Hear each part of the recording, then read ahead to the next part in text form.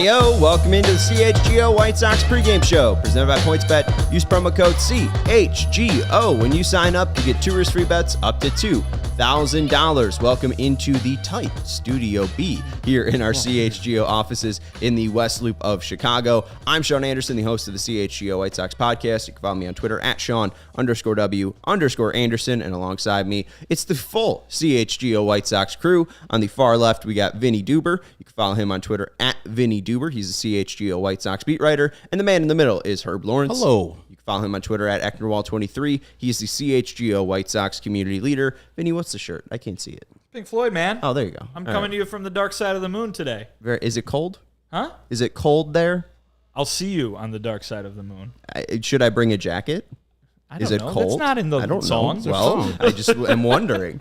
Anyways, today we are joining you for a very, very, very, very, very, very important game between the White Sox and the Guardians. The Guardians are 76 and 65. They lead the American League Central. The White Sox are 73 and 70. They are 4 games back of the Guardians. It's been a fun couple of games here for the White Sox. They are 10 and 5 in their last 15 games, but the Guardians have won 6 straight.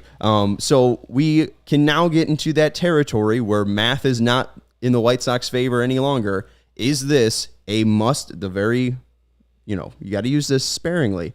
Is this a must-win game for the White Sox? Vinny, we'll start with you. I mean, it's as much of a must-win game as you're going to get, I think, because, the Clevelands are obviously the team that you're chasing. So you got to beat them. You said that, you pointed it out. If they lose, they're 5 games back, and I think it was when they were 6 games back toward the end of August there that we were like, all right, that's enough of this, kind of thing. They obviously went ahead and won a bunch there and made this tight. Listen, math is math, as you just mentioned there, and even if they lose this game, they're not completely toast. But you would very much prefer to be 3 games out than 5 games out, especially as the sand is about to run out of the hourglass on the regular season here. So, yeah. But they got a guy in Lance Lynn on the mound that I think that they would really like to have on the mound today. I think we've all been in agreement that most of these White Sox pitchers give the team a chance to win every time they go out there. Lance Lynn has been that guy for the last couple months. So I think you got to like their chances given the pitching matchup. I think that today is, if you're going to use must win in a time where it's actually not, like the last games that they can win, today is a must win because of the Guardians' lead in the season series. White Sox need to win all the rest of the games to win the season series, which is the tiebreaker this year if they end up with the same record. So it is as much win as you can get without being the last 4 games of the season. So yeah, they need to win this game. It's very vital for them to do this. And the Cleveland Guardians' magic number is 19 right now. A win today makes it 17 with 15 games left? How many left? 19 right now. Yeah, so 19 games left with a 17-game magic number. It's going to be hard, really hard. Even though you have games versus the Cleveland Guardians next week, 4 of the next 7 games you'll play will be versus the Cleveland Guardians. Well, so and I'd say 7. Yeah, and I'd say that's an opportunity. I mean, the way the White Sox have been playing lately, you've got this gap to narrow. This is the chance. You get the chance to do it in playing Cleveland head to head. I don't think you could ask for more than, if you're the White Sox, than having the opportunity to play these guys and not relying on scoreboard watching. You got 4 games against them. You're 4 games back. Go ahead and win them all, and that makes things. You don't want to say even because you don't know what's going to happen in the weekend series against Detroit, but gets you as close to even as you could hope for. Right. I mean, it'd be nice if the White Sox just went 19-0. We didn't have to worry about them being must-wins. Impressive. If they just won them. Hey, it'd be Moneyball-esque. If they did 19-0, I would say they're going to win. It would be Cleveland-esque because didn't Cleveland win? Didn't Cleveland end up snapping right? that? Yeah. Or right into the playoffs, right? And then they lost in the first round. Right. Yeah. I mean, they got way too hot right at the wrong time. And didn't the Cardinals do it last year and then summarily fire their manager, Mike Schilt? They won 17 in a row to get in the playoffs, won a series, and then they're like, that's enough. Get out of here, Mike Schilt. I have no idea. Longest was 26 by it was the Giants in 1916. Something like that. Guardians did 22 in 2017. Cubs in 35 did 21, and A's in 2022 did 20. I'll look up the Cardinals win streak. Was that after they fired Schilt, though? No, that was Schilt was on the team. They fired him after the season. 16-game win streak. Yeah. So they got hotter to get into the playoffs, and then did a good job. And they're like, that's enough, Mike Schilt. Thank you for your service. We got Oliver Marmol waiting. Yeah. and it's helped them. Yeah. I mean, hey, they've done better. Anyways, let's talk about the White Sox and Guardians. I did think this was a good quote from Elvis Andrus after yesterday's game. This was on Chasing Cleveland. He said, "They've been playing perfect until now. If we keep winning series, we know that sooner or later they're going to crumble the closer we get. Tomorrow is going to be a really good game for us to go out there and put out a statement." So do you feel like this is going to be the White Sox statement piece? Elvis Andrus has been fantastic as of late. There's been no issue with him making statements for the White Sox. But what about the rest of the team? And I did think it was interesting saying that we know Cleveland's going to be, going to crumble. You've been in the clubhouse for like a month, Elvis. How do you know that? Is that a we statement at this point? I think what it is it's the mindset you got to have, right? And I think the idea is it's all about controlling what you can control, right? Well, the whole idea of controlling what you can control is that the uncontrollable is going to work out for you. Yep. And so if they control what they can control, which is winning more games than they lose, their thought process is that by them doing their job over these final 3 weeks of the season, it'll all work out for them because they'll have done what they could do. And it doesn't always work out that way, right? I mean, certainly Cleveland can stay hot and win just as many games as the White Sox, and it's, too little too late for a team that obviously slogged through the first 5 months of this season. But that's the mindset you got to have, is that if you take care of what you can take care of, you take care of business BTO style, then it's all gonna work out for you. And certainly when you got 4 games against Cleveland on that taking care of business stretch, he's doing a little math, and again, just that's the mindset that they've got to have right now. And I think hopefully the White Sox, like in the Elvis clip, they feel disrespected. I mean, Tristan McKenzie was scheduled to pitch today, and the Cleveland Guardians like, nah. I know it's a big game for you. It's not a big game for us. We're 4 games up. Here's a guy who got rocked by the Astros early in this year.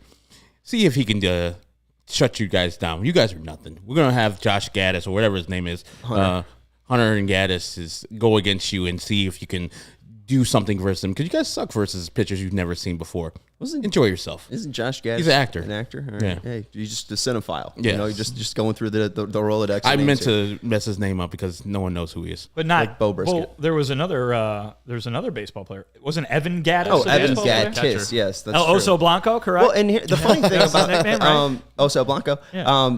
and Hunter Gaddis, or Hunter Gather. How do we want to do the Hunter Gather? Hunter Gatherer, this. Hunter Gather dis. Why don't you just call him Hunter Gatherer? Hunter Gatherer. He looks like, I said this, the state of Georgia. Like I his think head also is shaped like the state of Georgia? Well, Steven, could you pull up the picture? Just pull up his MIL. Maybe from a profile look, because he's got the little the flow going in the back. There's something about the face. There's something about the Is he from Georgia? He is. Oh, there you go. He's from Georgia, went to Georgia State. He's a Georgia boy. To be fair, I've seen a lot of people looking like this walking around the streets of Chicago, too. It's true. Mm-hmm. You're not wrong about that. Now he's walking around the streets of Cleveland. Anyways, right now, if we're looking at the Fangraphs playoff projections, to make the playoffs, the Guardians are at 81.6%. To win the division, they're at 81%. So basically, they need to win the division to make the playoffs. Same for the White Sox, 12.9% to win the division, 14.9% to make the playoffs.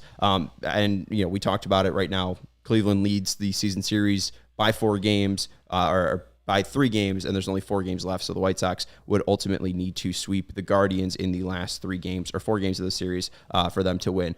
Do you feel like you bring up the disrespected point with Hunter Gatherer moving to today and Tristan McKenzie being pushed back to Friday? Do you think that's just more Terry Francona managing his team, or do you think it's maybe Tristan McKenzie versus the Twins is just such a juicy matchup because of where the Twins are right now, where the White Sox, we might waste a Tristan McKenzie start because, Lance Lynn's really good. He only gave up 1 run last time, and the White Sox just against average right-handed pitching has really been the same versus Tristan McKenzie. I know he had 14 strikeouts against the White Sox last time, but still. Exactly. They don't probably respect the White Sox as a formidable foe. They don't know that the White Sox can come back versus them. And they've thrown people who are not great against the White Sox, and those people shut them down. I mean, Kyle Quantrill is a mediocre pitcher, and he's shut the White Sox down a couple times. Now, they've gotten Bieber, and he's gotten to them, but this just tells me, hey, I know it's a pivotal game for you guys.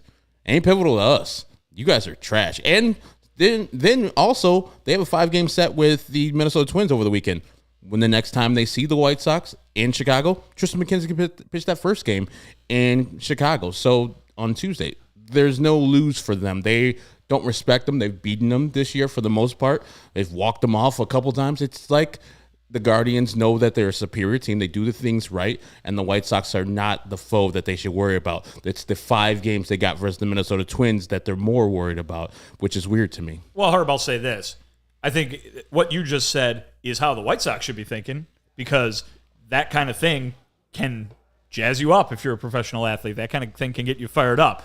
Do I think any of that is true? No. I don't think the Cleveland Guardians think that way, because they're a bunch of professional athletes too. Tito Francona's been doing this a long time, and he knows that it is just boneheadedly dumb to give the other team a reason to give them an edge. You know what I mean? That bulletin board material. Exactly. Why would you do that? Listen, I'm sure that they have watched every game that has happened this year. They probably know that they're playing really good baseball right now. I'm sure they're very confident that they will be the division champions because of how things have been going for them. But you don't give a team a reason to turn that around on you. And the White Sox should think that way, because it could prove helpful to them. But if the Guardians are doing that on purpose, then they are making a gigantic mistake. I think it has a lot to do with how the schedule plays out for the Guardians coming up here. I think it has a lot to do, Sean, with what you said, managing his own team. It's September. You want to keep these guys as fresh as possible, for a team that might be going into October and looking to win some games. This happens, and I don't think it is some sort of statement by the Guardians, because if they were to do that, that would be a big-time screw-up in the middle of a pennant race. And hopefully Hoosier Daddy's right, and like you mentioned, the schedule for the Guardians because it shakes out weirdly. This is a makeup game from a game that was rained out on August 21st. The last off day the Guardians had were on August 22nd and 21st. They are playing a nonstop schedule. Their next day off is on September 26th. They have 5 games this weekend against Minnesota, and then they have 3 more against the White Sox. So Hoosier Daddy's right. Maybe the Guardians will be exhausted by Monday, and the White Sox could take advantage of that. So if you win today, then they play 5 straight games over a 4-day period. Then you have 3 games in your own ballpark. This sets up well for the Sox. I mean, if you needed to win 4 games against the Guardians, I think this is a great set of games here. You only have to play them once. You can really just focus in, lock in. You're going to Cleveland for one thing and one thing only. It's to kick the Guardians' ass. Then let them go play the Twins. You have a little tune-up games versus Detroit. That's gotta win. Knock on wood. That's the thing, though. That's the thing, right? I mean, you're laying this out, and you're absolutely right. These games against Cleveland are so important, but they're only important if the White Sox beat the Tigers this weekend too. And so, I mean, that's why I say every game is important right now, because they are trying to narrow a gap. Listen, if they get some help from the Twins this weekend, it's only help if they capitalize on it. It's only help if they beat the Tigers in turn. So they gotta go into every game thinking about a must win. Is a game against Cleveland extremely important? Absolutely. So guess what? So are the games against Detroit this week. Yeah, I mean, absolutely. All right, let's move on to the starting Sox, and let's look at who the Sox are throwing out for today. Leading off will be Elvis Andrus at shortstop. Batting second, Yohan Moncada at third base. Batting third, Jose Abreu at first base. Batting fourth, Eloy Jimenez at designated hitter. Batting fifth, Gavin Sheets in right field. Batting sixth, Andrew Vaughn protecting that wall in left field. Batting seventh, A.J. Pollock in center field. Batting eighth, Yasmani Grandal at catcher. And batting nine, Josh Harrison at second base. Vinny, I want to talk to you a little bit about Josh Harrison. It feels like Romy Gonzalez has gotten a lot of the playing time as of late. Have they been speaking about Josh Harrison? I think there was also something that he might have been sick recently. What's the update on Josh Harrison? Yeah, you'll remember Josh Harrison was scratched, I believe, from that. Was it the last game in Oakland, I think? With flu-like symptoms. Obviously had the off day after that, but then it was Romy Gonzalez every day of the last the 2-game series against Colorado. So, listen, Romy's earned it. Romy's earned the playing time. He's been really good, both offensively and defensively. I think he's been more consistent over a short period of time maybe than Josh has been over the entirety of the season. But Josh has been around. He's been doing the work with the team. Pregame, you saw him at batting practice the last 2 days and in the clubhouse. So it might just come down to a matchup thing. It might come down to Romy's earned a shot to get some extra playing time. And here today against Cleveland, maybe it's, Miguel likes the matchup for Josh today a little bit better. But I don't think you've got a situation right now where there is an everyday second baseman for these White Sox. And certainly once TA comes back, that'll get thrown, out of whack even more so perhaps. But right now, I think it's just that they're going probably based on the matchups. And it's a good thing because Romy has been so good. Well, when we angle this as a must-win, I wonder if just Harrison's experience maybe plays into the factor of him playing today. Same with Lance Lynn. I wonder if that was a reason why they end up going Lynn over Cease, just because Cease, I think even at this point, he's still young. It still feels like the emotion can get to him at sometimes. Maybe Lance is able to calm those down a little bit. I'm not sure if maybe that's part of Miguel Cairo's thinking today. Me either. I don't even know, maybe he wants a little bit more defensive solidity right there, because the first pop-up yesterday with Dylan Cease pitching, people were pointing to all the people, but mostly Romy is like, you should have got there. You could have caught that. And maybe Josh Harrison in that same position catches that ball. I don't know. I'm just speculating why they would go away from Romy Gonzalez today to have Josh in there. Josh is solid, but Romy has been on a hot streak. But the player I'm looking at today is Andrew Vaughn, because yesterday he, in this whole last couple of weeks, he's been struggling. He's been coming down from the 300 average he has had, but he hit that double in the 8th inning.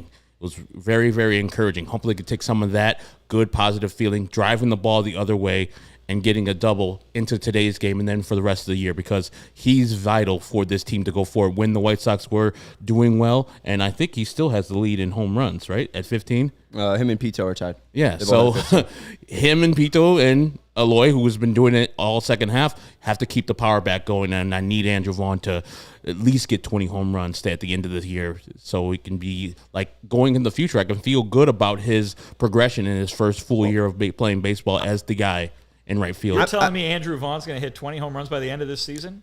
I mean, at the end, not 20, but 20 the number. He's at 15, so only 5 more in 19 games.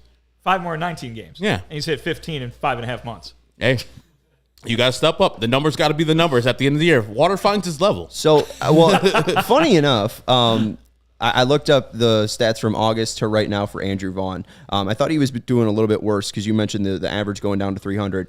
In those 39 games, he's hit 293, 346, 467, OPS of 812. So that's pretty good. Yeah. 5 home runs in 39 games. Her 19 is not August. August 1st. Yeah, I said some September. But what's the point you're saying? He has 15 right now. He's not hitting 5 in the next 19 games. Is what we're saying. Okay. We should bet on that. What I said was he said he had 5 over 39 games. So I just think that 5 over 19 is probably this year has been odd. Yeah. People shouldn't be leading teams with 15 home runs, but they have a lot of games versus bums. A lot versus Detroit. 6 versus Detroit. Let's eat. You got a game against a bum today, the Hunter Gatherer. Yeah. Let's look at the Guardians lineup for today. Leading off for Cleveland, it will be Steven Kwan. We got Ambassador of the Kwan. We got Beholder of the Kwan, I think. Hit the Kwan. Steven Kwan, the designated Please hitter. don't hit him. Batting second, Med Rosario at shortstop. Batting third, Jose Ramirez at third base. Batting fourth, Josh Naylor at first base. Batting fifth, Oscar Gonzalez in right field. Batting sixth, Andres Jimenez at second base. Batting seventh, Will Benson in left field. Batting eighth, Austin Hedges in center field. And batting ninth, Miles Straw in center field. No one told they have Benson and Hedges. They're not making a big deal about Benson and Hedges. God damn it. Come on, Cleveland. That should be an advertising gem right there.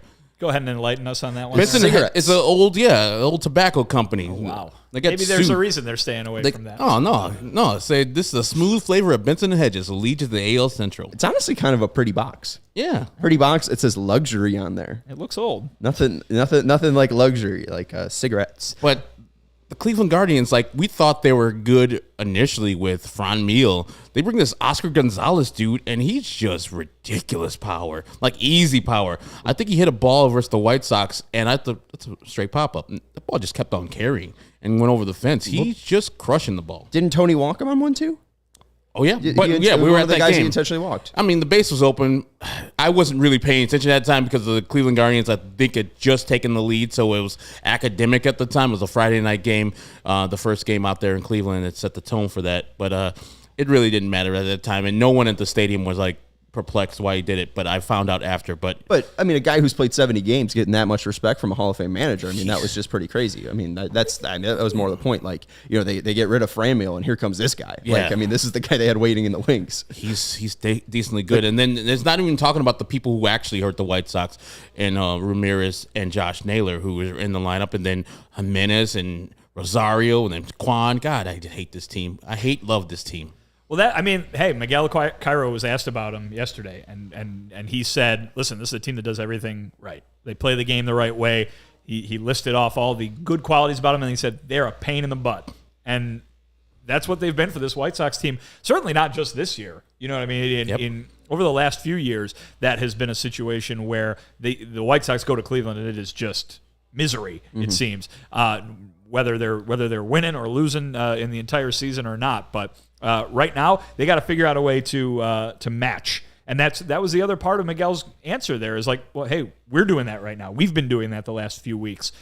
They've got to match it. And if they can string those hits together and they can beat some balls out down the line and, they do the little base running things that Cleveland's always doing, then it's an even game. And they've got to figure out a way to do that today because certainly we've seen it enough from the Guardians this year. I would love to see what the White Sox were made to do better than the Cleveland Guardians. Hit home runs. The Guardians weren't made to hit home runs. The White Sox were. If we're able to see some of that power that we've seen over the past 15 games, I think this is a winnable one for the White Sox. You look at Lance Lynn versus some of these hitters. This is their OPS. Austin Hedges is a 505 OPS. Stephen Kwan, a 347 OPS. Ooh. Ahmed Rosario, a 611 OPS. Miles Straw, a 600 OPS. Oscar Gonzalez doesn't have a hit and 2 at-bats against Lance Lynn. Josh Naylor, a 646 OPS. Our guy Ernie Clement, who's not in the lineup, a 500 OPS. And Luke Maley on the bench, a 400 OPS. Here's the bad news, though. And I don't know why Jimenez is batting 6th today. He has a 1.179 OPS against Lance Lynn in 14 at-bats. And that guy, J-Ram, a 1.407 OPS in 31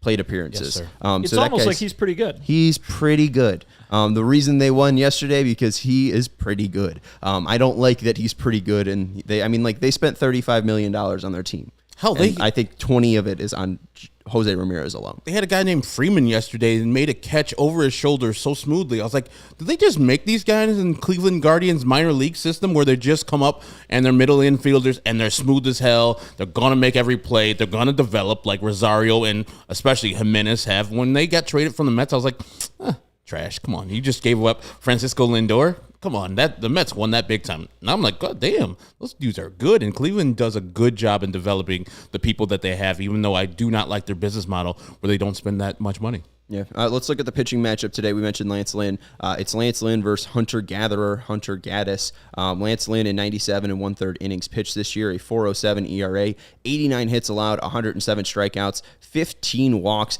an ERA plus of 98. MLB average is 100. Hunter Gaddis, 110.2 innings pitched in the minor leagues this year, a 4.15 ERA, 84 hits allowed, 145 strikeouts, 41 walks. There's no ERA plus because all of those are minor league stats. Hunter Gaddis did make a start against the Astros back in August, and it was not good. Lance Lynn has been fantastic, though, over his past 10 starts. In his past 10 starts, 61 and 1/3 innings, a 2.05 ERA, 72 strikeouts, and 6 walks. He's been fantastic. I'm excited to back Lance Lynn today with my money on PointsBet. It's getting close to that power hour as well. PointsBet got rid of the power hour read for us, but let me not let you know, it's 12 to 1 p.m. Central Standard Time. They usually have a pretty fun offer for you, so check them out at 12 p.m. It's right about to turn to 12 o'clock. It's 11:59, so download the PointsBet app. Use code CHGO when you sign up. You get 2 risk-free bets up to $2,000. And when you're watching the Chiefs and Chargers tonight, you can make a live same-game parlay. It's the best way to bet live. You can bet on the next drive to be a touchdown and cash out your live second-half over bet. With PointsBet, you have more access to more live football markets more than ever before, so you can build the live perfect same-game parlay by combining your favorite bets anytime during the game, including spreads, totals, player props, and more. You could choose the next outcome of the drive and your next points with PointsBet's lightning bets. So whether you're on the move or on the couch, do it live on PointsBet. You can download the PointsBet app today and use code CHGO to get 2 risk-free bets up to $2,000. And if you or someone you know has a gambling problem and wants help, call 1-800-GAMBLER for crisis counseling and referral services. All right, I'm back at Lance Lynn today. I like the White Sox on the run line. I think the White Sox win 4-2. My click to pick is Andrew Vaughn. I think that he'll hit one of 2 home runs for the White Sox today off Hunter Gaddis. I'm going to go with Yoan Moncada. I think it's his turn to step up and be the player that the White Sox thought he would be this year. He's had glimpses of that 2 5-hit games where he's done well versus Detroit and then versus Oakland recently. And hopefully he does it today. I don't feel the White Sox will win this game because Hunter Gaddis, we don't know him. He had 1 bad start versus the Astros, and so we're feeling confident.